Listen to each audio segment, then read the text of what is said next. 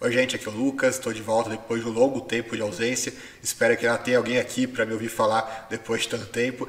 Mas vamos lá, hoje o vídeo é sobre o primado do Papa, né, que é uma das doutrinas mais basilares, né, mais defendidas na apologética católica, que defende, obviamente, é o que diz o catecismo católico atual, que o Papa possui na igreja poder pleno, supremo e universal, e ele pode exercer sempre que quiser esse poder. É isso que o catecismo diz. E na opinião de muitos apologistas católicos, as coisas sempre foram assim, desde os primórdios da igreja. Eu mostrei num artigo meu, que já faz alguns anos esse artigo, eu citei 20 renomados teólogos e historiadores católicos que negavam isso, né, que admitiam, que reconheciam abertamente que não, que na história da igreja o papado nem existia nos primeiros séculos, né, que o Papa não tinha um poder maior que os outros bispos, né, que ele não tinha uma jurisdição universal que eles pregam, ou seja, que isso foi um desenvolvimento gradual ao longo do tempo. E isso é praticamente o consenso entre eles quando você analisa os teólogos mais gabaritados, aqueles mais renomados, né, teólogos mais sérios, vamos dizer assim, né. Agora, entre os apologistas católicos, esses caras leigos aí que a gente costuma às vezes debater na internet, eles não têm essa noção, né, alguns deles nem sequer sabem disso. Eles acham realmente que desde os primórdios, desde lá o primeiro século, o Papa sempre foi um cara que teve poder pleno, supremo, universal na igreja, que exercia esse poder livremente como ele bem queria, né? E aqui eu vou mostrar nesse vídeo, eu poderia, na verdade, se fosse fazer um vídeo adequado sobre isso, eu faria algumas horas, né? Mas aqui eu vou fazer um pequeno vídeo sobre esse assunto, abordando as principais razões para a gente entender que isso não é verdade e por que que os próprios teólogos católicos mais sérios reconhecem, né? Como eu falei, quase unanimemente isso, né? Eu mostrei nesse artigo que eu falei, né, 20 teólogos historiadores, eu poderia passar 100, poderia passar 1000, né, tranquilamente, né, de tanto teólogo católico que reconhece esse fato. Infelizmente, isso, como eu falei, é pouco reconhecido na apologética católica, porque eles são muito mais propagandistas, né, eles não estão muito interessados assim com o que é a verdade, eles simplesmente querem saber o que é mais útil para eles converterem mais pessoas para o lado deles, né, então isso é uma coisa triste, mas enfim, a apologética católica sempre foi isso. Agora, vamos lá, vamos começar aqui, sem enrolação, para o que diz o Concílio de Nicéia, que foi o primeiro concílio ecumênico na história da igreja, do quarto século depois de Cristo, aquele presidido e convocado por Constantino. E aliás, é importante fazer esse parênteses aqui, né? Nenhum concílio na história da igreja, nenhum concílio ecumênico, né, daqueles dos primeiros séculos, antes do cisma, ele foi convocado ou presidido por um papa. Pelo contrário, teve concílios onde o concílio foi reunido contra a vontade expressa do papa, né? O papa falou, não quero que esse concílio seja feito, eles fizeram o concílio mesmo assim.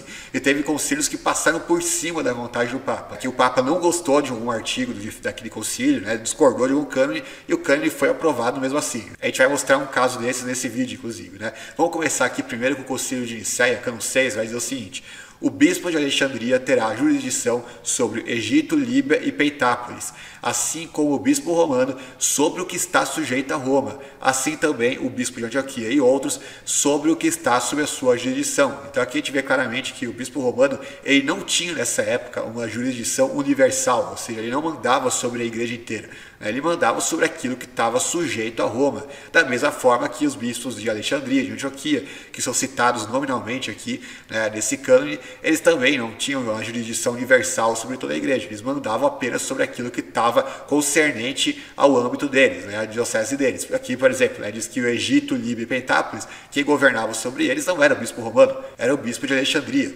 né? Então aqui já mata completamente qualquer chance de primado universal do Papa, né? Inclusive esse cânone ele nem sequer foi disputado naquela época. Por quê? Porque naquela época não tinha noção ainda de um primado jurisdicional do Papa governando a igreja inteira, né? Então nem sequer os próprios bispos romanos arrogavam esse tipo de coisa ou tinham tal pretensão, né? Por isso esse cânone foi aprovado sem nenhum problema, né? E ainda que ele cabalmente refute a teoria de que o Papa tinha uma jurisdição universal, né, que se estendia sobre a igreja inteira. Inclusive um dos historiadores mais famosos, os maiores historiadores da história da igreja, né, que é muito reconhecido, inclusive os católicos gostam de citar ele bastante também, que é o Philip Schaff. Ele vai comentar o seguinte: os bispados de Alexandria, Roma e Antioquia foram colocados substancialmente em pé de igualdade.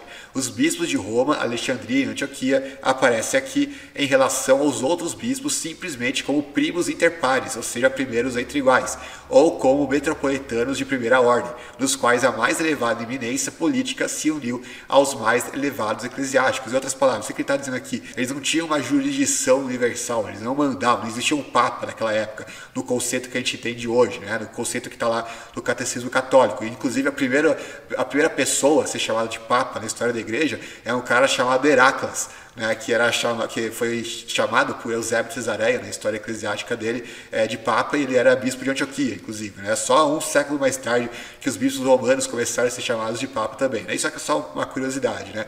Mas naquela época, nenhum bispo tinha uma jurisdição universal, um primado de fato sobre os outros bispos. Né? O que existia era um primado de honra, ou seja, ele era considerado mais importante que os demais, ainda que ele não fosse mais poderoso que os demais, não tivesse mais autoridade que os outros, ele não pudesse mandar nos outros dentro do território dos outros, mas ele era reconhecido como sendo mais importante, assim como o de Antioquia, assim como o de Alexandria. O próprio Schaff salienta aqui que eles estavam em pé de igualdade nessa época. Então isso era o tal primado de honra, que era algo que ninguém tinha problema em reconhecer, porque não era um ponto de disputa, né? O primado de honra, como eu falei, era simplesmente você reconhecer que alguém era mais importante ou mais influente, né? Tinha um status mais elevado, mas não que ele realmente tivesse mais autoridade do que os outros bispos, né? É importante salientar isso. Como que a gente vai também saber que desde antes desse concílio de Nicéia não era reconhecido qualquer tipo de autoridade suprema do bispo romano?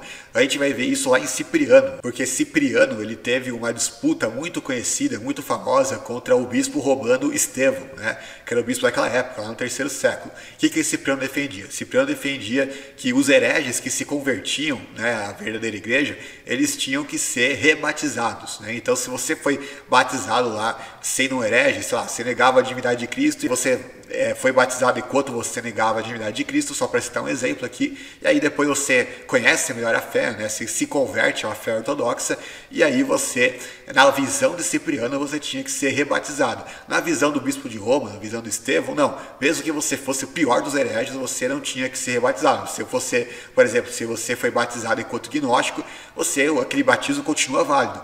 Você simplesmente se converteu, mas você não tem que se batizar de novo, não.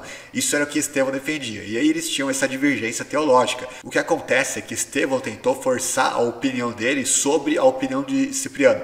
Ou seja, que mesmo na África, onde Cipriano era bispo, ele era bispo de Cartago, ali no norte da África, ele queria impedir o rebatismo, querendo fazer prevalecer a opinião teológica que ele tinha. E aí, como é que foi que Cipriano reagiu a isso? Ele ficou de boa com isso, não? Porque o Papa possui poder pleno, supremo e universal na igreja, é isso que ele fez? Claro que não, E pelo contrário, ele atacou Estevão com bastante violência, na verdade, Ele chamou Estevão de amigo dos hereges e inimigo dos cristãos, Para você ter uma ideia da linguagem, inclusive, que Cipriano usa contra o tal Papa, que nessa época ainda não era chamado de Papa, Que era o bispo romano. Inclusive, ele convocou um dos concílios de Cartago, lá em 255 d.C. Olha o que esse concílio de Cartago vai dizer. Olha como é que ele vai atacar fortemente a tese de que o bispo romano tivesse algum poder, alguma legitimidade para interferir na questão teológica envolvendo os bispos ali do norte da África. Ele vai dizer o seguinte: pois nenhum de nós coloque-se como bispo de bispos, nem por terror tirânico força seu colega a obediência obrigatória,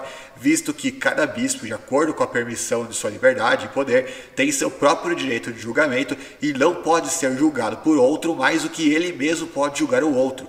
Mas esperamos todos o julgamento de nosso Senhor Jesus Cristo, que é o único que tem o poder de nos designar no governo da sua igreja e de nos julgar em nossa conduta nela. Então aqui ele parte para cima totalmente desse conceito, dessa arrogância do bispo romano de tentar forçar que lá no norte da África, lá em Cartago, eles não batizassem novamente os hereges. Ele fala: não, aqui quem manda é a gente, você manda aí em Roma, a gente manda aqui em Cartago, Ou seja, cada bispo tem o mesmo poder, cada um manda sobre a sua própria jurisdição, Então, basicamente está falando o seguinte: você não vai meter o bedelho no nosso nariz aqui, Aqui quem manda é a gente, você não tem autoridade para mandar na gente. É isso que Cipriano está dizendo aqui. Nenhum de nós se julga um bispo de bispos, ou seja, nenhum bispo era superior ao outro bispo. O bispo estava na máxima hierarquia, não existia ainda na época a noção de um papa, ou seja, de um sumo pontífice, de um bispo que estava acima dos outros bispos, que mandava em todos eles universalmente. Não, para eles, todos os bispos eram bispos locais que tinham uma influência local, ou seja, mandavam na sua própria diocese.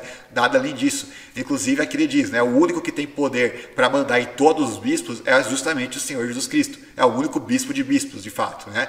E isso vai totalmente na contramão do conceito do primado papal, né? De que o Papa teria, de fato, autoridade, legitimidade para mandar, não apenas em Cartago, mas o resto do mundo todo, para impor a opinião dele sobre qualquer assunto teológico, né? Inclusive, lá no ano 418, está aí na tela, um outro concílio de Cartago se reuniu, onde ele foi, mais uma vez, reiterou essa posição de Estevão, e ele ainda foi mais incisivo em relação a isso. Falou, ó, se alguém quiser apelar para a Sé romana, né, vai ter que ser excomungado da igreja. E teve, de fato, aqui diz o Philip Schaff, novamente, né, ele tem uma citação do livro dele, onde ele afirma que houveram bispos africanos, né, que literalmente excomungaram o Papa, né, excomungaram o bispo de Roma. Né. Nessa época, o bispo de Roma, ele no máximo tinha uma jurisdição sobre vários territórios do Ocidente, mas nunca sobre a igreja inteira, ou seja, a autoridade dele não se estendia na igreja do Oriente, né? Ele nunca teve uma jurisdição no Oriente, e mesmo no Ocidente, ele vai dizer que mesmo séculos depois, ele continuou sem ter uma jurisdição sobre muitos territórios ali perto, inclusive, né? Na vizinhança ali de Roma, por exemplo, em Milão, ele não tinha uma jurisdição, né? E os bispos de Milão, eles eram independentes, né? Autônomos, eles não prestavam obediência a Roma, e eles estavam ali na vizinhança de Roma, então nem mesmo em Milão eles tinham uma jurisdição, os bispos de Roma, né? Quanto menos o resto da igreja inteira universal, né? Então aqui é apenas alguns aspectos importantes para se mencionar. E aqui a gente vai num ponto mais importante ainda, que é o centro desse vídeo, que é justamente o concílio de Calcedônia. Esse concílio se reuniu ali em meados do 5º século depois de Cristo, né, 451, e ele vai afirmar, aliás, eu tenho que fazer aqui um parênteses, né, entre um concílio e outro, né, entre o concílio de Nicéia e esse concílio aqui de Calcedônia, o Império Romano ele cresce de tal maneira que eles têm que dividir a capital, né, ou seja, vai existir uma capital em Roma, né, que já era a capital que existia antes, né, desde sempre, a capital do Império Romano, que não leva esse nome à toa, mas como ele estava se expandindo muito naquela época, eles decidiram fazer uma outra capital, né, uma outra sede imperial lá em Constantinopla, que era uma cidade nova que eles criaram lá em Bizâncio para ser essa sede do Império do Oriente. Então passou a ter duas capitais, uma que era Roma, a capital do Império Romano do Ocidente, e a outra que era Constantinopla, a capital do Império Romano do Oriente. Não é à toa que leva esse nome, né, de Constantinopla, porque vinha de Constantino, né? E bom, então o que é interessante notar é que depois que Constantinopla se torna a capital do Império Romano do Oriente, ela passa a ter um status de primazia de honra equivalente a de Roma. E aqui olha que interessante que vai dizer o concílio de Calcedônia, o cano 28 dele vai dizer exatamente o seguinte: seguindo em todas as coisas as decisões dos santos padres e reconhecendo o cano que acaba de ser lido dos 150 bispos amadíssimos de Deus que se reuniram na cidade de Constantinopla, a Nova Roma, em tempos do imperador Teodósio de feliz memória. Aqui ele está falando do concílio de Constantinopla, que tinha se reunido 70 anos antes, né? Ele vai continuar.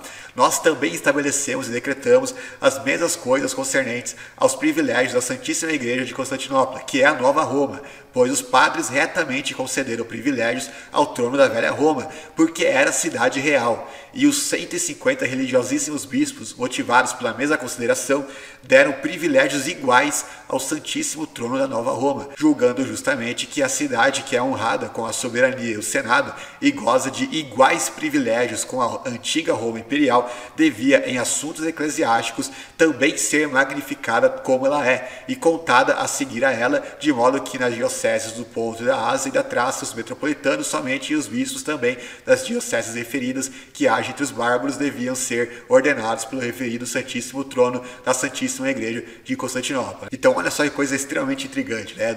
Várias coisas muito importantes aqui para se mencionar. Primeiro, aqui mostra claramente que o primado de honra que Roma tinha nessa época não derivava do fato de Roma ter sido a sede onde São Pedro governou a igreja, onde São Pedro pregou, onde ele foi bispo, nada a ver. Aqui ele diz que os padres, ou seja, os pais da igreja, concederam um privilégio de honra maior a Roma por ser a capital do império, não por ser onde Pedro, qualquer coisa relacionada a Pedro, né? Esse é o primeiro ponto, importantíssimo isso, né? Porque o argumento católico vai se basear justamente na autoridade de Pedro, que supostamente para eles iria permanecer somente na igreja de Roma. A gente já vai falar mais sobre isso mais para frente. Segundo ponto importante, ele vai dizer aqui que Constantinopla goza dos mesmos privilégios, aqui ele vai dizer, né, iguais privilégios iguais a da Nova Roma, da antiga Roma. Ou seja, a antiga Roma, que é a Roma do Ocidente, por ser a cidade imperial, ela gozava de certos privilégios. E agora que a Nova Roma, né, que é a Constantinopla, né,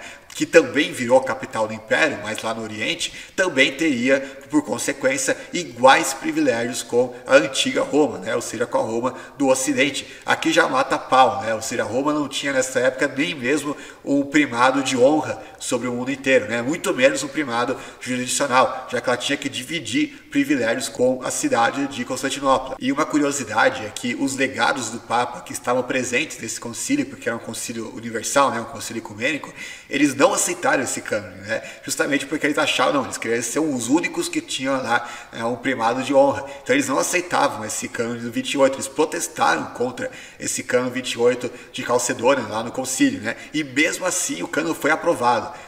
Mesmo com eles protestando, mesmo com eles batendo o pé, mesmo com o Papa Leão depois escrevendo cartas, né, esbravejando contra esse cânone 28 aí, mesmo assim ele foi aprovado no concílio. Ou seja, isso também prova, né, que não existia nenhum tipo de primado universal de jurisdição do bispo romano, porque se fosse assim, eles jamais iriam poder ter aprovado o cânon contrariamente à vontade do bispo romano. Já pensou um concílio hoje, vamos imaginar, né, um concílio Vaticano II, um concílio aí da Igreja Romana mais moderna aí, aprovando um cânon contra a vontade do Papa? Isso seria absurdo, seria completamente impensável, né?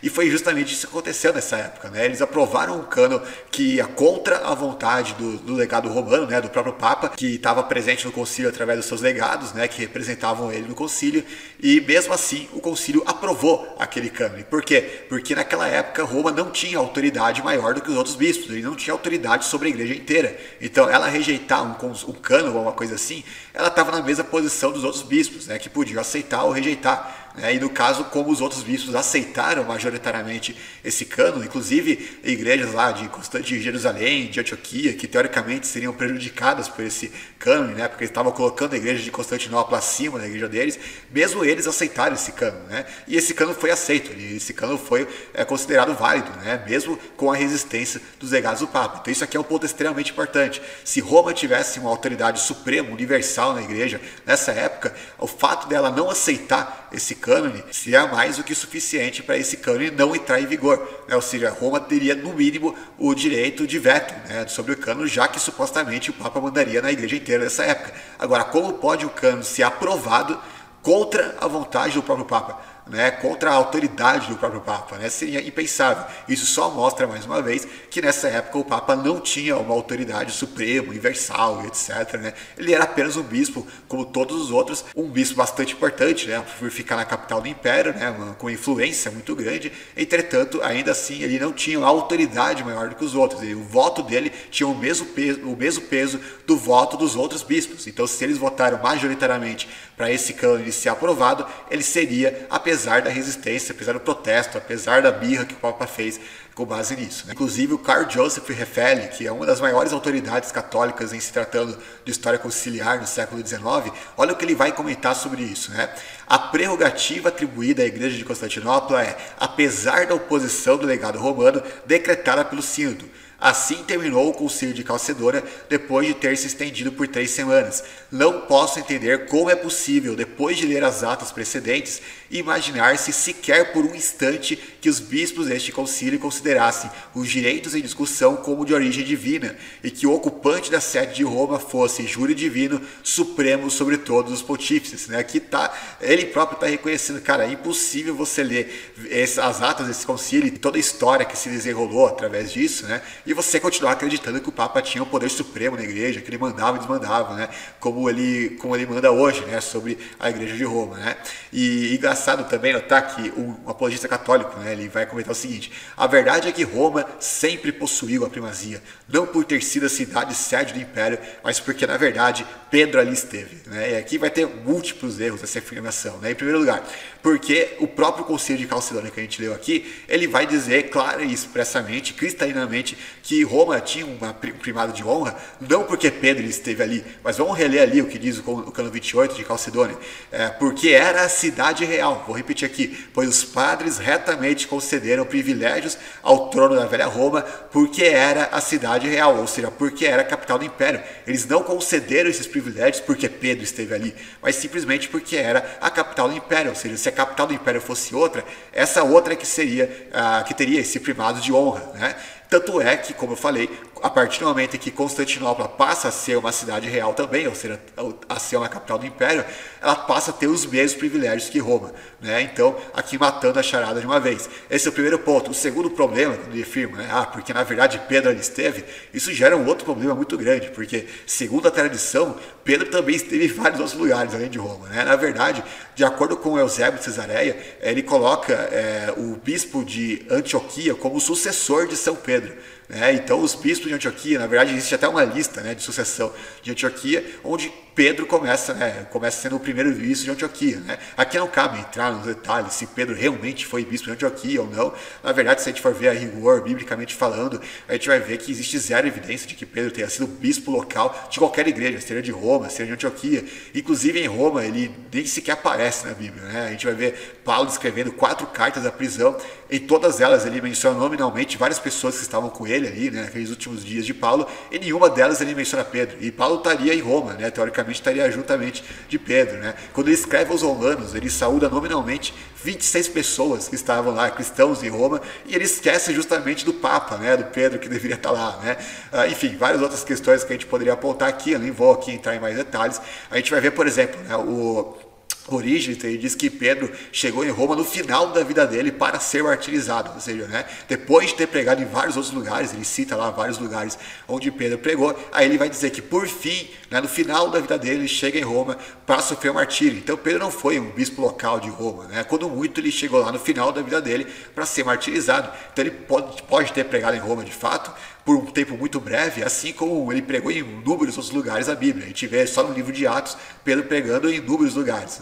Mas de acordo com a tradição, o que a gente vê é justamente que Pedro foi bispo de Antioquia, antes mesmo de ser bispo de Roma. Na verdade, a própria tradição de que Pedro teria sido bispo de Roma, ela é muito tardia. Se a gente vai ver a própria história eclesiástica de Eusébio de Cesareia, ele vai chamar Clemente de terceiro bispo de Roma. Por quê? Porque Lino foi o primeiro e Anacleto o segundo. Então, Clemente sendo o terceiro já tira qualquer possibilidade de Pedro ter sido o primeiro. O próprio Irineu de Lyon, no segundo século, ele vai dizer expressamente que Lino foi o primeiro bispo de Roma. E ainda vai dizer que Paulo e Pedro entregaram o episcopado para ele enquanto eles ainda estavam vivos. E não que Pedro tinha sido bispo de Roma e aí ele morreu e aí o episcopado foi transferido para Lino, que é de acordo com o que a apologética católica afirma. Então, tanto para o Eusébio quanto para o Irineu e vários outros pais da igreja expressaram pontos de vista semelhantes, Pedro nem mesmo foi bispo de Roma. A tese de que Pedro foi bispo de Roma ela é bem tardia, ela vai surgir do 4º século em diante, ela nem existia nessa época ainda, mas já existia a tradição de que Pedro tinha sido bispo de Antioquia. E mesmo assim, o apologista católico aqui, ele não afirma então que o bispo de Antioquia tem a mesma autoridade que o bispo de Roma, porque Pedro esteve ali, ou porque Pedro foi bispo dali. Porque se fosse seguir essa lógica realmente, então a igreja de Antioquia teria que ter um poder supremo sobre todas as outras igrejas por ter sido a primeira sede de Pedro, ou pelo menos teria que dividir o primado, vamos dizer assim, com a sede de Roma e também com todas as outras igrejas que ele fundou. Entretanto, a gente não vê isso. O que a gente vê é os próprios apologistas católicos desprezando a igreja de Antioquia, estão nem aí com a igreja de Antioquia, e como se Pedro só tivesse sido bispo de Roma, ou como se o único lugar que Pedro tivesse sido em Roma, o que é realmente uma piada, realmente. Inclusive, o próprio Cano 28 de Calcedônia, ele vai acabar qualquer possibilidade de interpretar no sentido que o apologista católico faz aqui, como se a autoridade do bispo romano procedesse da autoridade de Pedro, como se Pedro era o primar sobre toda a igreja e essa autoridade foi transferida para os seus sucessores, que foram os bispos romanos. Por quê? Porque se fosse assim, então no mínimo as outras igrejas que Pedro fundou, como por exemplo a igreja de Antioquia, teria que ter o mesmo poder, a mesma autoridade, teria que estar ali junto com Roma, em primeiro lugar ali, dividindo a autoridade. Entretanto, a gente vê o contrário, a igreja de Constantinopla, que nenhum apóstolo pisou os pés lá, porque era uma cidade nova, assim como tem em Brasília, por exemplo, que foi fundada pelo Juscelino ali no final da década de 50, que é uma cidade que não existia antes. Da mesma forma, a gente tem Constantinopla, que é uma cidade fundada em 330 d.C. pelo próprio Constantino, por isso tem esse nome. Ou seja, é uma cidade que nenhum apóstolo fundou, nenhum apóstolo pregou ali, nenhum apóstolo fundou aquela igreja. E mesmo assim, ela tá colocada ali como tendo o primado de honra acima de qualquer outra igreja, ou seja, acima de Antioquia, acima de Alexandria. E agora, como pode isso? Se realmente a autoridade provém do fato de ser um sucessor de Pedro, então nunca a igreja de Antioquia poderia, que foi fundada por Pedro, segundo a tradição, e que tem Pedro como primeiro bispo, de acordo com a tradição, jamais ela poderia estar abaixo em autoridade em relação à igreja de Constantinopla, já que a igreja de Constantinopla não tem nenhuma ligação com Pedro, né? E mesmo assim o concílio coloca ali claramente a igreja de Constantinopla acima da igreja de Antioquia, da igreja de Alexandria, de qualquer outra, né? Inclusive isso é uma das coisas que o Papa Leão I, naquela época, protestou contra o concílio, né? Ele vai escrever o seguinte, a sua carta 106, vamos ver o que ele vai dizer o seguinte: a sede de Alexandria não pode perder nada daquela dignidade que mereceu através de São Marcos, evangelista e discípulo do bem-aventurado Pedro.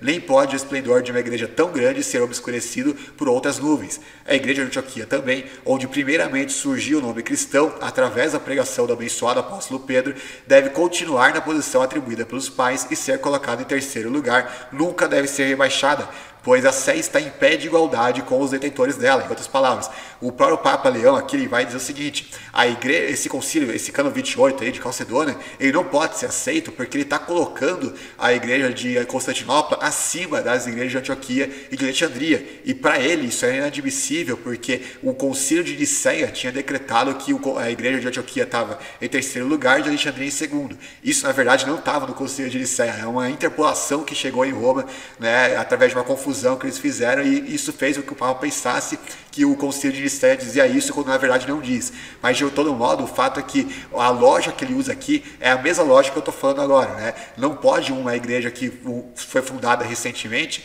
e que não tem nenhuma ligação apostólica ter com uma autoridade superior às igrejas que foram de fato fundadas por apóstolos ou por discípulos de apóstolos, né? E entretanto o próprio Papa Leão aqui ele deixa escapar uma contradição, porque ele diz que a igreja de Alexandria está em segundo lugar e a de Antioquia está em terceiro. Só que a de Alexandria teria sido fundada por Marcos, que era só um discípulo de Pedro, e a de Antioquia teria sido fundada pelo próprio Pedro.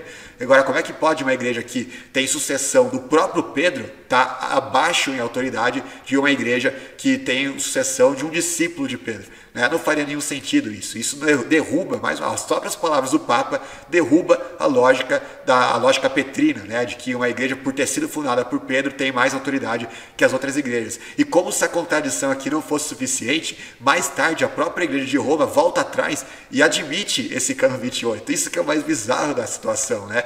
Porque depois o próprio Papa esbravejar contra esse cano 28, dos legados do Papa não aceitarem esse cano, e eles se aceitam mesmo assim, né, mesmo contra a vontade deles. Séculos mais tarde, a Igreja Romana vai voltar atrás e vai reconhecer a validade desse cano 28. Tanto é que até hoje esse cano é reconhecido oficialmente pela Igreja Romana, o que lança mais contradição ainda, porque se a própria Igreja Romana atualmente reconhece o cano 28 de Calcedônia e é um concílio ecumênico, ou seja, um concílio tido como infalível, inerrante e tudo mais, então levam a contradição mais gritante ainda, porque aquilo que o Papa falou, um dos dois está errado, né? Ou o Papa está errado ou o concílio está errado, né? Primeiro porque o Papa atacou o concílio, não aceitou a legitimidade desse concílio, e segundo que ele expôs uma lógica que é uma lógica simples de se compreender, né? Como é que pode uma igreja que não tem nenhuma fundação apostólica ser colocada num posto acima de igrejas que foram fundadas por Pedro ou por discípulos de Pedro, né? E mesmo assim a gente vai ver a própria Igreja Romana mais tarde reconhecendo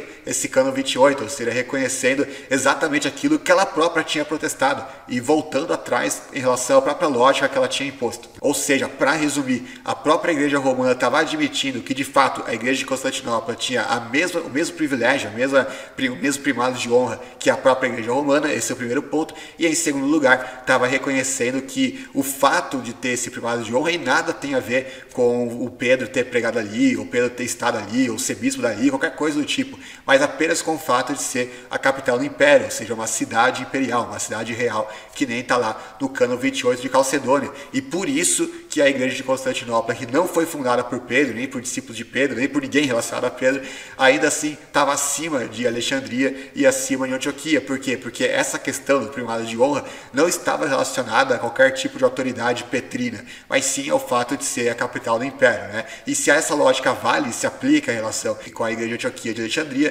teria que valer, obviamente, também para a Igreja de Roma, o que destrói o próprio fundamento que hoje os apologistas apologistas católicos dão para a autoridade da Igreja de Roma como sendo uma autoridade que provém de Pedro. Agora, se essa autoridade não vale para a Igreja de Antioquia, por que deveria valer para a Igreja de Roma, né? Então aqui mais uma contradição, né, como tantas outras que a gente já está acostumado a ver da parte deles. Só abrindo parênteses aqui, porque nesse ponto alguém poderia contestar. Tá, Lucas, mas que diferença faz se Roma tinha um primado de honra porque era a capital do império ou se é por causa de Pedro, né? Qual a diferença isso tem na prática? A diferença é brutal, porque se realmente a razão por que Roma tinha esse primado de honra era apenas por ser a capital do império e não por causa de Pedro, então, uma vez que Roma deixa de ser a capital do império, na verdade o Império Romano nem sequer existe mais, né? Roma é apenas uma humilde cidadezinha aí, né, como tantas outras, então não faz nenhum sentido aplicar isso para os dias de hoje.